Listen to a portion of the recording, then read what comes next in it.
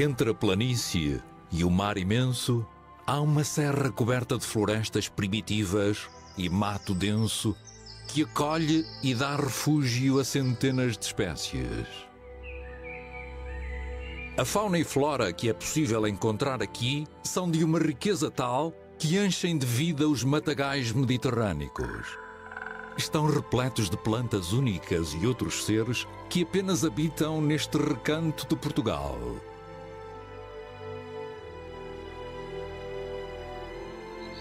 Há aqui segredos que é urgente revelar de uma história geológica riquíssima que termina banhada pelas águas do oceano.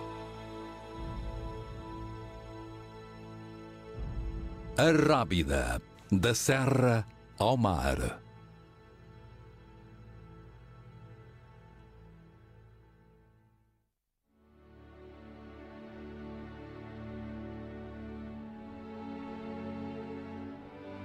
A Cordilheira da Rábida estende-se por cerca de 35 km e inclui diversas elevações como a Serra do Risco, a Serra de São Luís, a Serra do Louro e a própria Serra da Rábida. O maciço da Rábida, que no seu ponto mais elevado pouco ultrapassa os 500 metros de altitude, começou a ser formado no Miocénico há cerca de 18 milhões de anos. Mas as suas rochas mais antigas datam do Jurássico Inferior, que ocorreu há 200 milhões de anos, quando o mar começou a invadir a margem ocidental ibérica.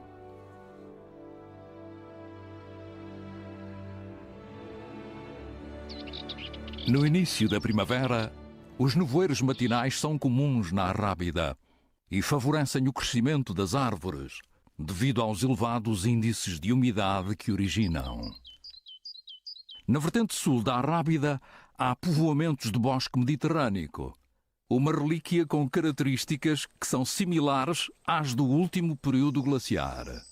Algumas áreas, como a mata coberta ou a do solitário, mantêm-se praticamente inalteradas. Até ao século XIX ainda era possível observar lobos e veados na Rábida. Mas hoje é no coberto vegetal que encontramos as heranças de um passado longínquo. Alfarrobeiras, carvalhos centenários, medronheiros, loureiros.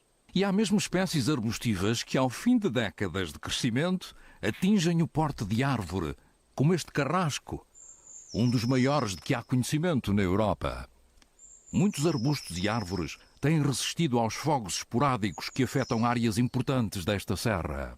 Em 1976, a serra foi classificada como reserva biogenética e deu origem ao Parque Natural da Rábida. A abundância de vegetação proporciona abrigo e alimento a várias espécies de aves. O pisco de peito ruivo e o chapim real são das mais comuns nestas paragens. Quando os dias ficam maiores e a temperatura aumenta, muitas aves começam a construir os seus ninhos. Nos melros, este é um trabalho exclusivo das fêmeas e esta não perde tempo. O chapim azul traz ervas no bico para forrar o ninho. Após a fase inicial, em que são usados materiais mais grosseiros, as aves passam a transportar materiais mais leves e moldáveis. O interior do ninho tem a forma de uma taça. O espaço tem que ser bastante confortável, uma vez que é aí que os ovos serão depositados.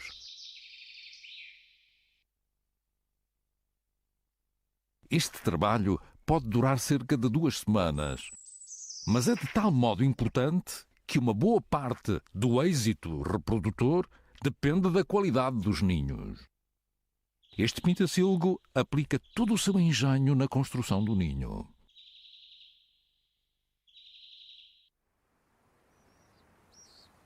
A região é povoada por um dos carnívoros mais comuns na Península Ibérica, a raposa.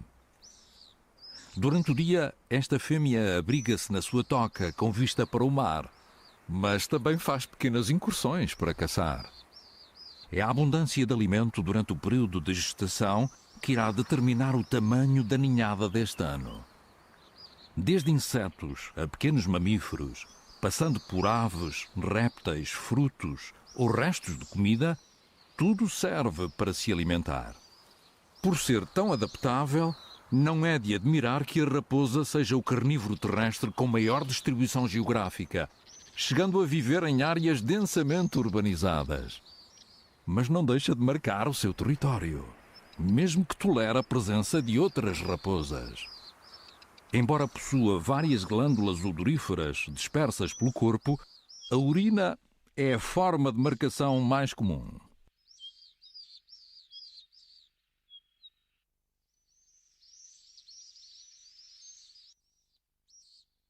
Nas arribas viradas ao mar, o trovisco do espichel, Euphorbia pedroi, já se encontra florido. Esta planta foi cientificamente descrita e classificada há apenas uns 15 anos, em homenagem ao botânico José Gomes Pedro, que a descobriu em meados do século passado, sendo uma espécie endémica da região, única no mundo. Só existe na Arrábida. Esta é outra eufórbia, Euphorbia caraceas. É uma parente próxima do trovisco e uma das plantas mais comuns nas falésias.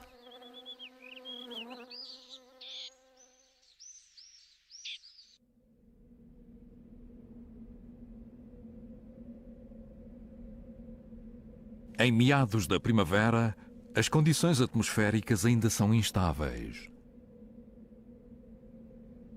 Quando os ventos vêm de sul, podem causar temporais com efeitos devastadores. Para muitos animais, é difícil encontrar abrigo.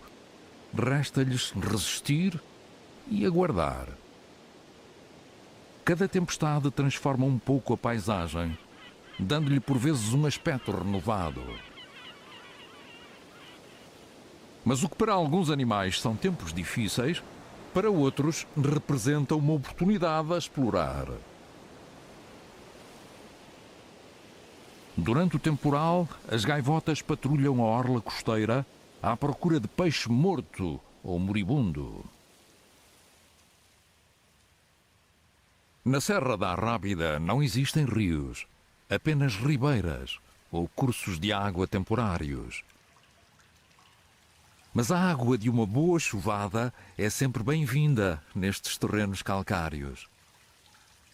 Ela permite a absorção de nutrientes pelas raízes e estimula o crescimento das plantas.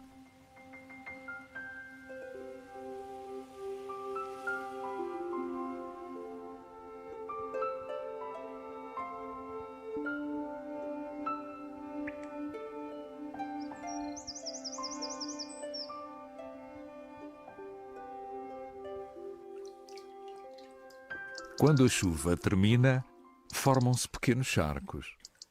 Alguns animais noturnos não hesitam em sair dos seus esconderijos em plena luz do dia e deslocam-se pelas áreas mais escuras da floresta. Uma salamandra de pintas amarelas, um anfíbio muito comum nas áreas mais arborizadas da serra. O sapo comum aproveitou também o dilúvio para se movimentar e procurar alimento. Em breve irá acasalar. E é fundamental estar em boa forma, pois a competição é grande. E as pausas para a alimentação são curtas, ou então inexistentes. O mais forte e resistente terá o prémio de transmitir os seus genes. Após o temporal, o terreno e a vegetação ficam molhados. E são ideais para os anfíbios se movimentarem, pois a sua pele necessita constantemente de umidade. O chapim azul aproveita uma poça e acompanha uma toti negra nas tarefas de higiene. Uma vez terminada a construção do ninho, tem início o período de incubação. E há que manter a plumagem em bom estado. Um banho assim à porta de casa torna-se irresistível. Outros vizinhos da floresta também utilizam a poça. Este estorninho não se faz rugado e aproveita para tomar banho. À medida que a primavera avança na Arrábida, os campos da vertente norte vão ficando cobertos de flores. Entre a vegetação rasteira, destacam-se várias espécies de orquídeas, como a Ophrys tendedrinifera ou a Ophrys lutea.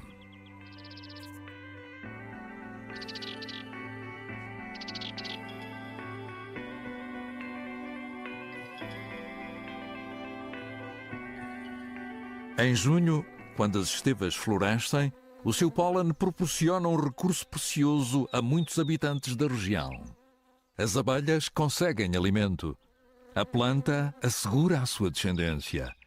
E esta aranha caranguejo das flores conseguiu alimento para vários dias. Com o aumento da temperatura, as borboletas são mais numerosas e as plantas competem para atrair a sua atenção.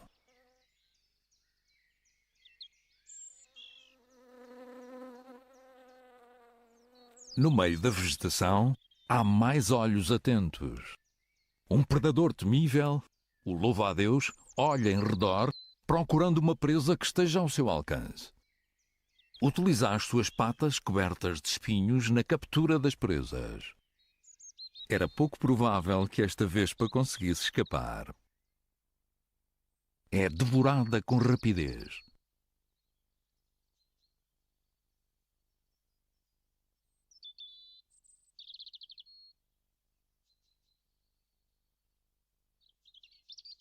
Depois da refeição, há que limpar as armas e deixar tudo preparado para não falhar na próxima caçada.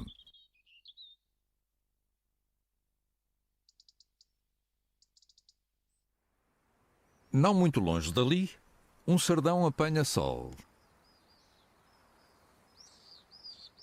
As garras afiadas servem essencialmente para escavar as suas tocas. Um macho adulto pode ultrapassar os 80 centímetros de comprimento, fazendo desta espécie um dos maiores lagartos da Europa. Nos dias quentes, começa a sua atividade bem cedo, mas ao meio-dia o calor torna-se intolerável mesmo para um réptil. O sardão é um predador ativo. Alimenta-se essencialmente de insetos e outros invertebrados, mas não hesitará em comer as crias de uma ave se encontrar um ninho no solo. Vai beber alguns goles numa poça deixada pela chuva. Mas tem de se manter atento. O perigo pode espreitar de cima.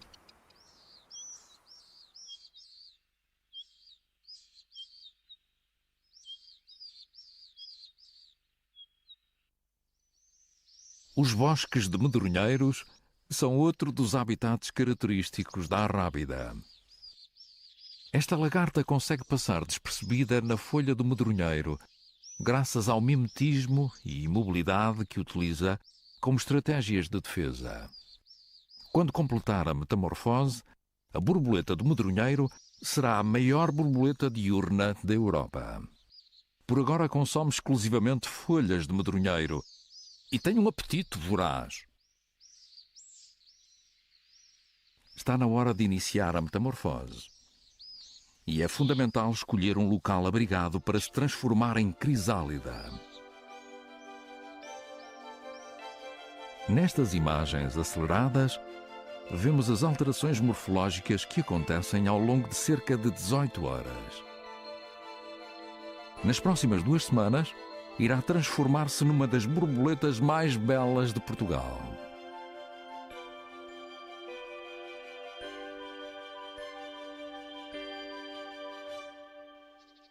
Nos bosques, há animais que são particularmente ativos. Alguns têm um ritmo de vida quase frenético, como este musaranho, que procura alimento na manta morta da floresta. Uma cobra de ferradura aproxima-se. O musaranho é dotado de um olfato apurado que lhe permite encontrar insetos e outros invertebrados. Esta fêmea tem na sua toca 2 crias para amamentar. A cobra também capta os odores e já detectou o cheiro do musaranho no ar. O musaranho dá pela presença da cobra, tanto pelo seu cheiro como pelos sons que ela produz quando se desloca. De momento, não pode abrigar-se na casca do sobreiro e tem que procurar um lugar mais seguro. Entretanto, a cobra passa de predador a presa. Do alto, é seguida por uma águia cobreira que patrulha a região. A cobra tem de montar o plano de fuga. A grande ave de rapina faz pequenos ajustes no voo antes de mergulhar em perseguição da cobra. Com mais de 1,80 m de envergadura, tem uma visão prodigiosa e detecta tudo o que se move no solo. Mas a cobra consegue iludi-la. Uma cavidade num tronco serve de refúgio por alguns instantes. Por agora, a cobra pode aguardar que o perigo passe.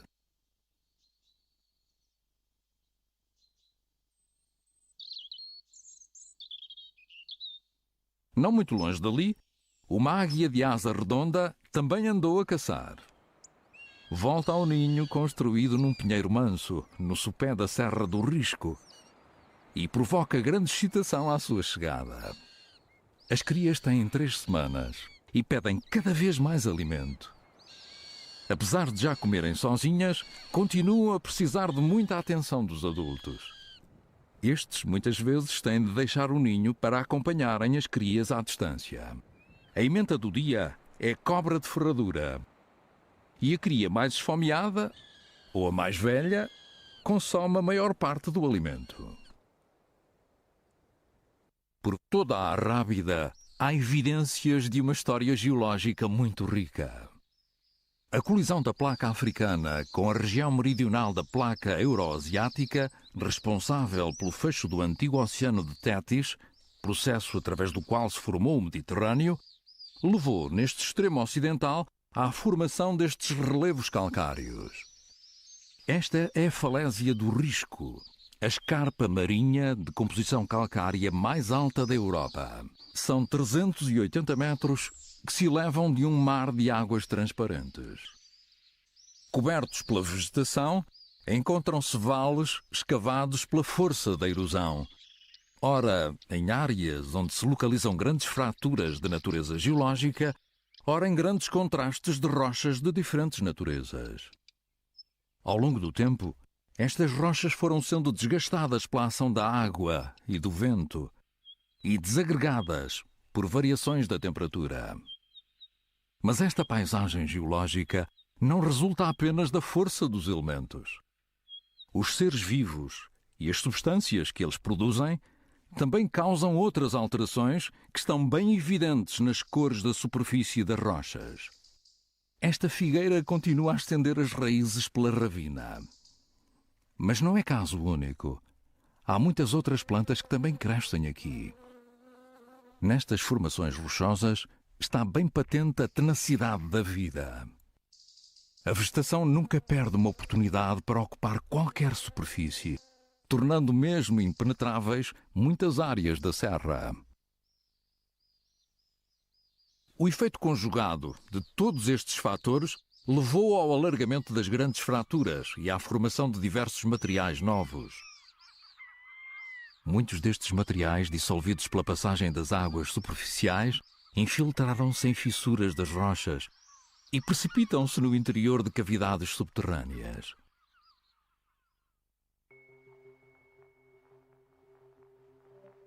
Entre a Arrábida e o Cabo Especial, encontram-se algumas das grutas mais belas de Portugal.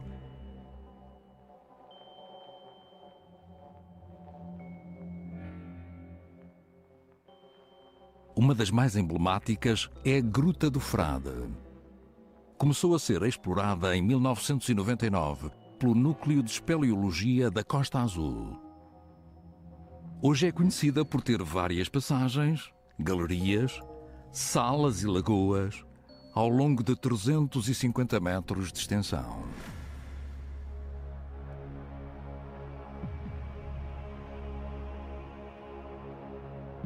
A diversidade e a concentração de elementos espeleológicos fazem deste sistema subterrâneo um dos mais raros e belos de Portugal e até do mundo. As estalagmites e estalactites são omnipresentes assim como grandes colunas, bandeiras, grous, agulhas e muitos outros espeleotemas. As grutas da Arrábida abrigam várias espécies de morcegos, tendo por isso um grande interesse para a conservação destes mamíferos alados.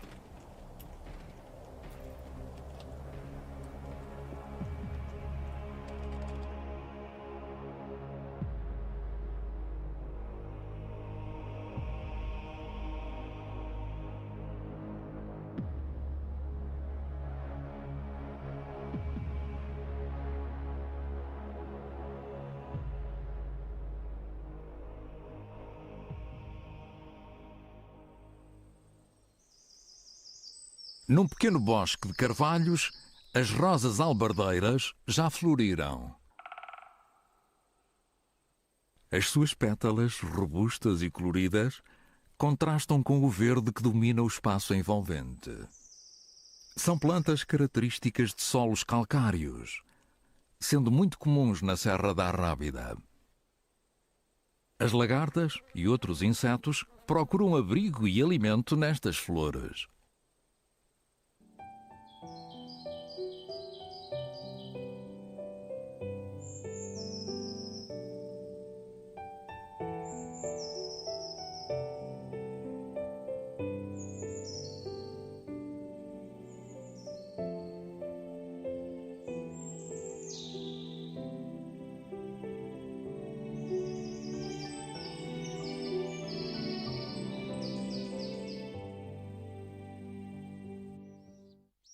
O ventre volumoso da raposa obriga a prolongar os momentos de repouso e indica que o nascimento das crias está para breve.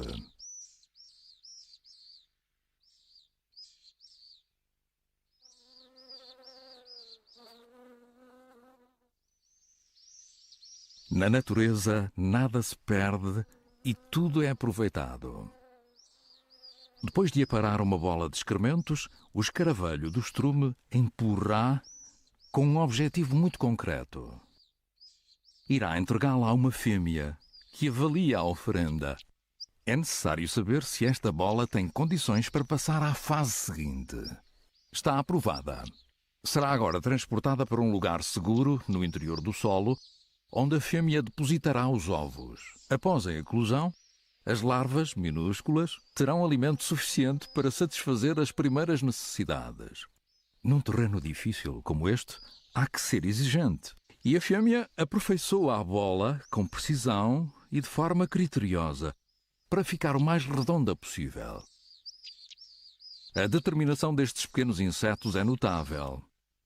E o seu instinto primordial de reprodução faz com que ultrapassem os obstáculos mais inesperados. Os melros já têm crias para alimentar. Este macho esforça-se no seu papel de progenitor dedicado. Embora ambos os membros do casal procurem alimento, é a fêmea que transporta mais presas para o ninho.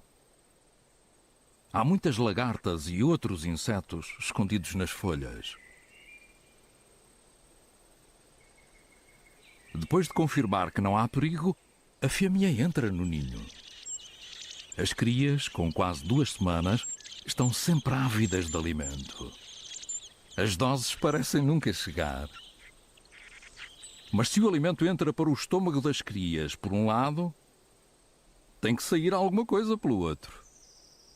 Assim, para manter o ninho limpo e sem cheiros, a progenitora trata de recolher os sacos fecais expelidos pelas crias. Um último olhar e é necessário partir. Ali ao lado, junto ao solo, há um ninho de cartacho. Com 4 crias para alimentar e um ninho que tem de estar limpo, o macho opta por levar o saco fecal para longe.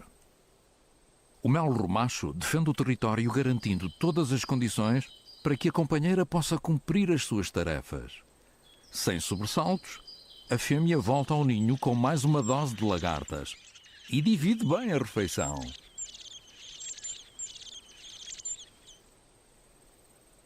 As rotinas de limpeza repetem-se a cada visita. Esta estratégia de higiene mantém o ninho livre de odores, evitando que algum predador seja atraído pelo cheiro. Apesar do frenesim da alimentação, é preciso conservar as penas em boas condições. E quando o calor aperta, não há nada como um bom banho para manter a forma.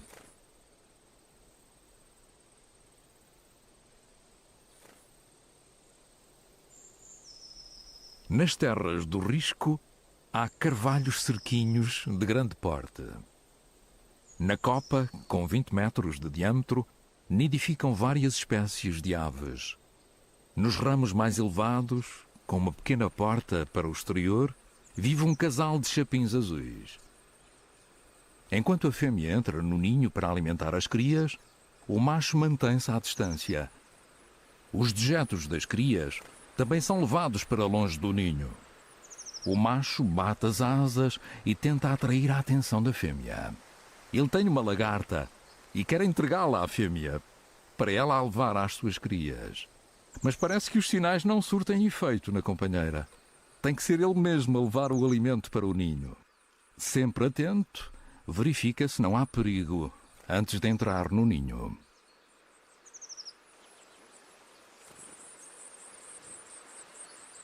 Estas crias, de plumagem branca, são crias de águia calçada. O adulto, num dos seus pousos preferidos, certifica-se de que não há perigo e avança para o ninho. Todos os cuidados são poucos, mas desta vez está tudo tranquilo. O macho, por cima da copa da árvore, comunica com a fêmea e vai observando o crescimento das crias à distância. Estas crias não têm mais de 2 semanas e ainda não conseguem alimentar-se sozinhas. O adulto, com um bico forte e afiado, vai dilacerando o coelho que caçou. Os pedaços de carne têm de ser pequenos para facilitar a deglutição às crias. Por vezes o entusiasmo da progenitora é grande e ultrapassa as capacidades da cria. Lá no alto, o macho continua atento. Todos seguem os movimentos uns dos outros. Embora o picanço barreteiro seja vizinho na mesma árvore, tem de manter o respeito e a devida distância, se quiser sobreviver mais um dia. A seguir a um almoço abundante e no calor da tarde, é sempre agradável fazer uma breve pausa. E nem o adulto resiste a descansar durante alguns minutos. À medida que as crias vão crescendo, será necessário caçar mais presas. E nessa altura, o esforço dos progenitores será bem maior. Enquanto tudo está tranquilo no ninho, o macho procura mais uma peça de caça para trazer à fêmea.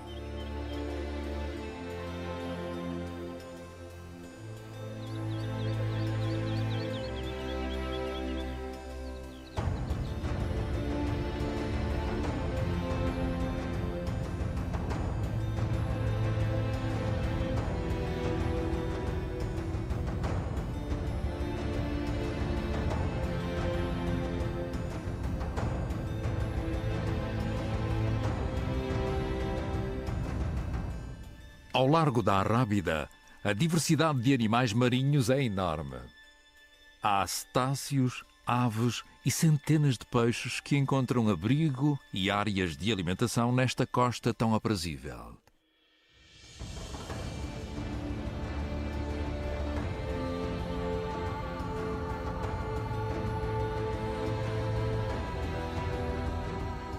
Estes são golfinhos comuns. E quando surgem os cardumes, põem em prática as suas estratégias habituais. As aves marinhas associam-se ao plano e começa a pescaria. No início do banquete e quando o cardume é grande, o frenesim é enorme. Aves e golfinhos disputam os melhores peixes. Os gansos patola mergulham do alto como balas.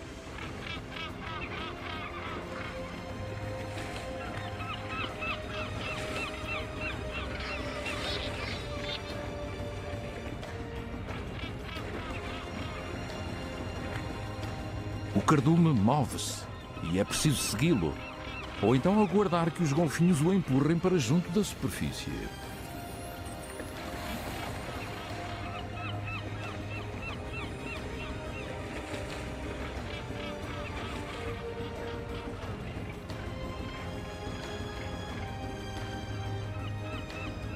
As gaivotas e os moleiros aproveitam o peixe que os outros desperdiçam. Por fim, alguns ficam satisfeitos com os restos, como este painho, ao qual se junta uma pardela de barrete.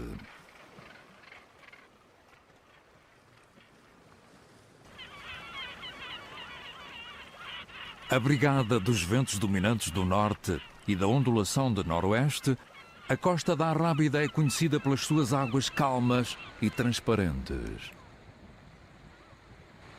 Com a maré vazia, há muita atividade na zona compreendida entre as linhas de maré.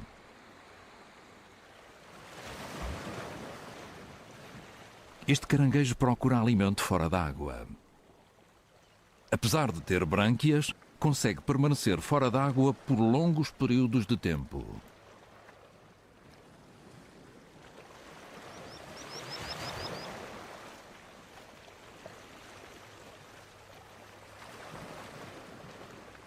Não muito longe dali, e à procura de pequenos crustáceos, anda o maçarico das rochas. Os corvos marinhos também não resistem a seguir um cardume de salemas que lhes passa pela frente.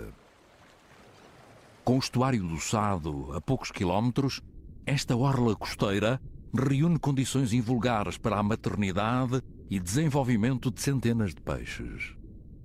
E em 1998, toda esta linha de costa foi classificada como área protegida, dando origem ao Parque Marinho Luís Saldanha. E os fundos estão a ficar povoados de invertebrados, como esta santola, que, camuflada pelas algas, vai patrulhando os rochedos. Em muitas áreas, os fundos estão cobertos de anémonas, e as reentrâncias mais pequenas abrigam numerosos belénios e cabozes.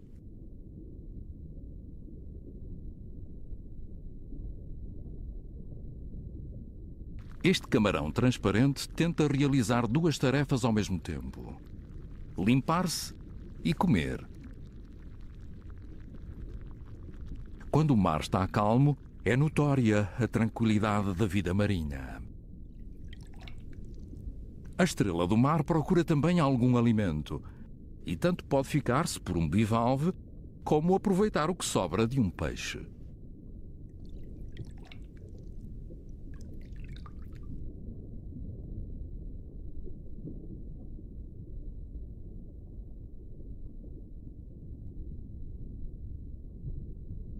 Este polvo observa da sua toca os cardumes que passam nas imediações.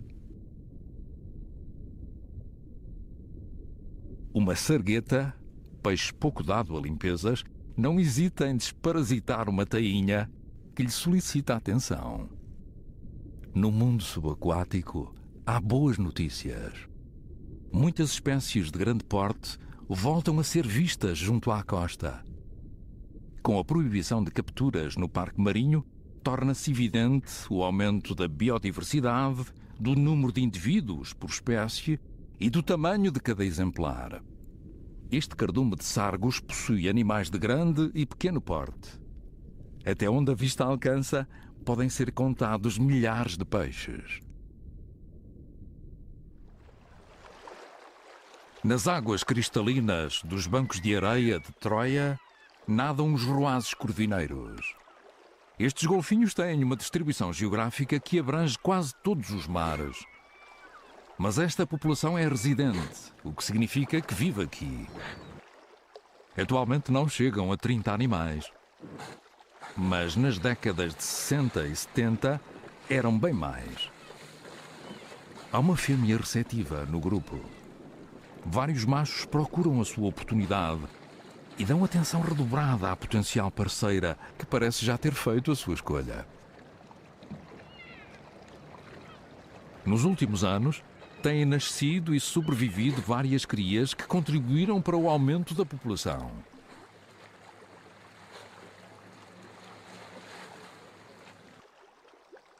Deitada de ventre para cima, a fêmea faz-se de morta e espera que o companheiro se aproxime dela. Por vezes, estes golfinhos residentes são vistos na companhia de roazes corvineiros que vivem no oceano. E isso é benéfico para esta população, uma vez que previne problemas de consanguinidade. As pessoas mais idosas ainda se recordam do tempo em que os golfinhos subiam o Sado até Alcácer do Sal.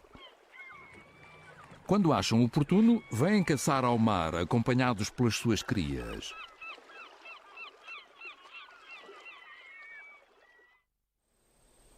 O dia chega ao fim e começa o turno da noite. Muitos animais preparam-se para sair dos seus esconderijos e ir procurar alimento. Este ouriço cacheiro já se apercebeu da intensidade fraca da luz. Tenta encontrar algo para comer no interior de uma casca de sobreiro. Uma caracoleta será o primeiro petisco da noite.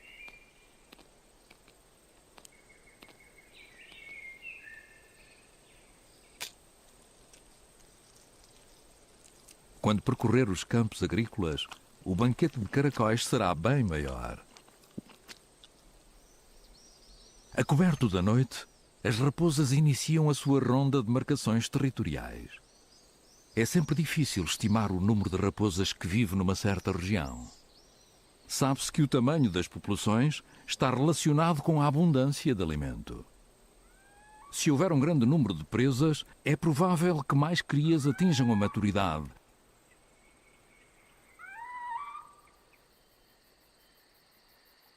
A escuridão da noite revela animais raros e únicos, como este caracol, com o nome científico Candidulus tubalensis, que também é endémico da Serra da Arrábida.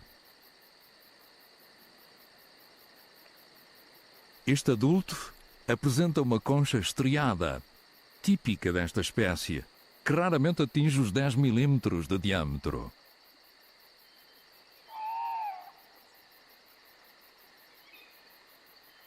Ainda se sabe muito pouco sobre a biologia e ecologia deste verdadeiro tesouro da Arrábida.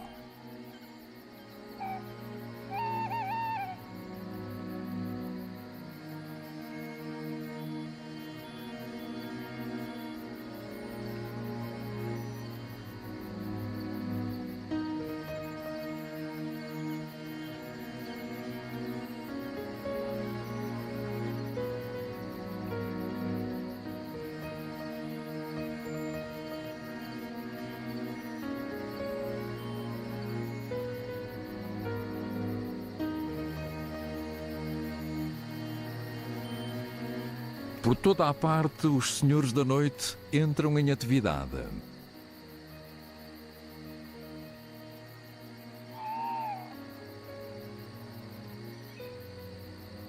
O sapo corredor aguarda imóvel por uma presa potencial.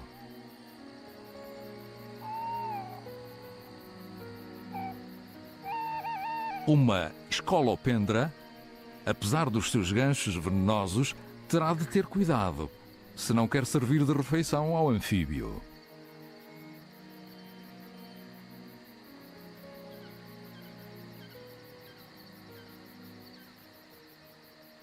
Começa a amanhecer e uma osga moura dirige-se para o seu abrigo, mas o caminho pode estar cheio de perigos.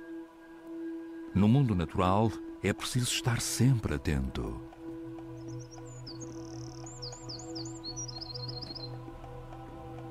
A cobra rateira é o maior ofídio da Europa. Pode atingir os 2 metros de comprimento. E reparou na relativa descontração da osga. Poderá estar à vista a refeição que lhe dará energia para os próximos dias. Com o agitar da língua fora da boca, a cobra consegue seguir o rastro que a osga vai deixando no terreno.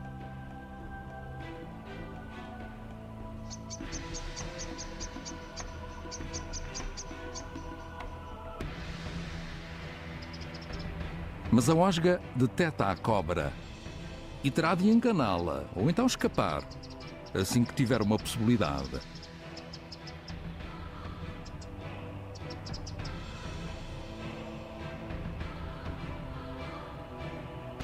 Como acontece em muitas das suas tentativas de caça, a cobra rateira saiu mais uma vez frustrada.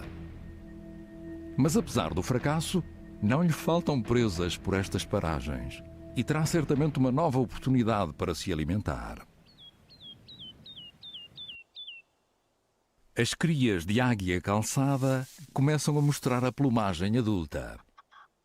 Completaram agora 35 dias e resta-lhes apenas alguma penugem juvenil na cabeça e na região ventral. Já conseguem comer sozinhas, mas continuam a preferir uma refeição dada pela progenitora. A base da dieta deste casal são coelhos, lebres, perdizes e outras aves pequenas.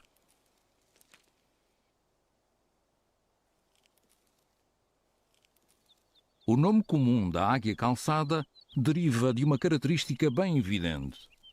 As penas cobrem-lhe completamente as patas.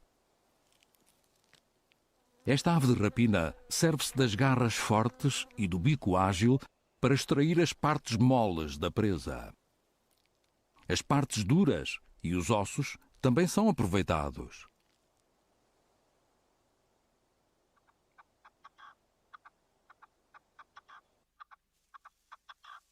O crescimento dos répteis passa por uma série de mudas que no verão é possível encontrar nos campos.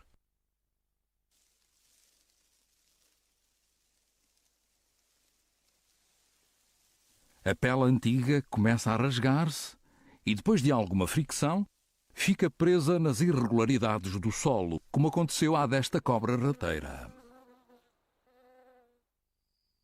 A exploração dos recursos da Arrábida não é recente, mas felizmente houve um esforço de recuperação em algumas áreas e procedeu-se ao repovoamento de espécies vegetais.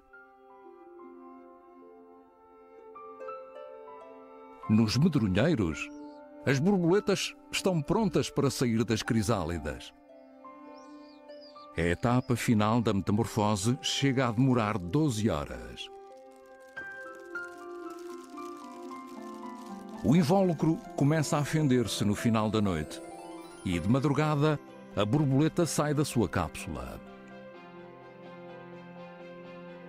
Durante alguns minutos, a hemolinfa é bombeada do abdômen para as nervuras e as asas distendem-se.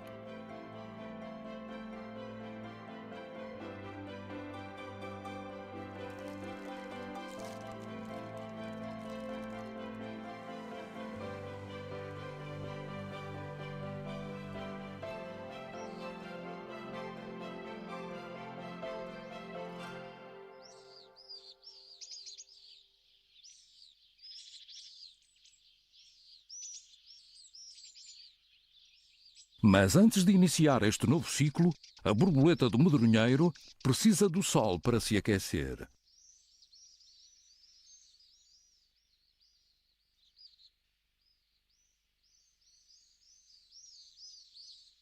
Utiliza apêndices especiais para limpar os grandes olhos e um longo probóscide para se alimentar.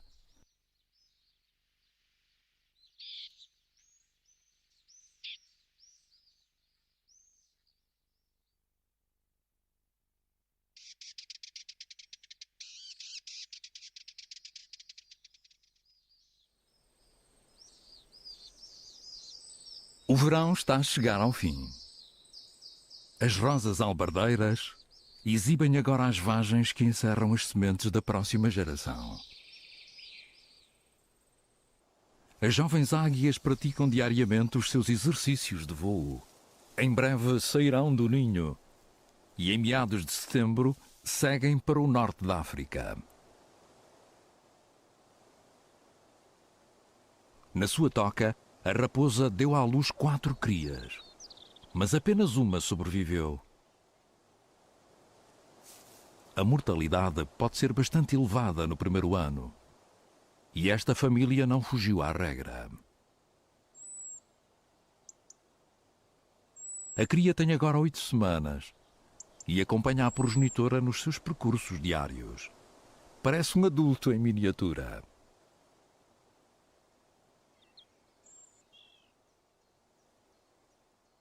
Há um mundo para explorar à volta da sua toca. É necessário conhecer as presas, os perigos potenciais e o território onde permanecerá durante mais alguns meses. Se as condições o permitirem, daqui a um ano poderá também reproduzir-se. Apesar de ter apenas a dentição de leite, já come alimentos sólidos. Mas, se tiver oportunidade, não deixará de mamar.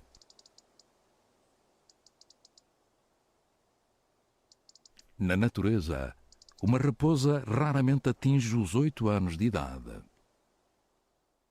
À medida que o outono se instala, o matagal mediterrâneo proporciona alimento e proteção a um grande número de espécies. Para alguns animais, é tempo de procurar abrigos que resistam aos temporais do inverno que se aproxima. Para outros, o ciclo termina aqui. A Serra da Arrábida é um lugar belo que encerra um património natural único, pelo que nunca será demais salientar a importância da sua conservação e garantir às gerações futuras este legado tão valioso. É este tesouro vivo que a Associação de Municípios da região de Setúbal, as câmaras municipais de Palmela, Sesimbra e Setúbal e o Instituto da Conservação da Natureza e Florestas pretendem inscrever na lista de Património Mundial da Unesco.